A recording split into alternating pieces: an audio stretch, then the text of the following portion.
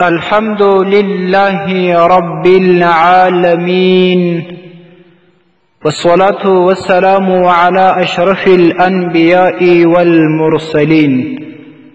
معززو یورور پختنه کړې ده چې کچېرې د خپلې مېرمنې سره د جما یا کوروالي په وخت کې خاوند د هغې تی په خوله کې شیدې وخوري، آیا نکاح خرابه ده که نه؟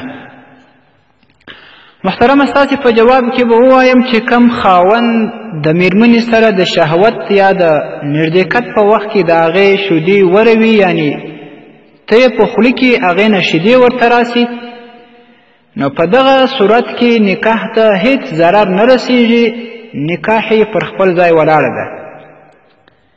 البته دغه شیدې تر ستوني تېرول هغه جایز نه دی، حرام کار دی، خاوند په دې باندې سخته ګناهګاره دی، هغه دی توبه وباسي.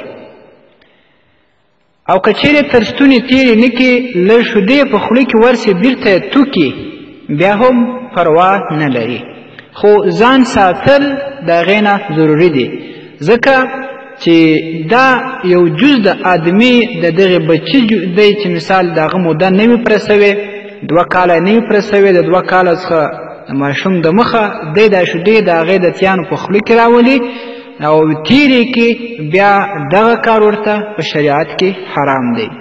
ځکه علامه حسکفي رحمه الله لیکي چې دا نفع د انسان پر جز باندې راځي، په دې وجه باندې دا حکم یې د حرمت دی. هغه لیکي چې لأنه جزء آدمي والانتفاع به لغير ضرورة حرام على الصحيح. هغوی بغیر د ضرورت دا شیدې تر ستوني تېرول، یعنې لکه نفع ورباندې اخیستل، دا په شریعت کې حرام کار دی.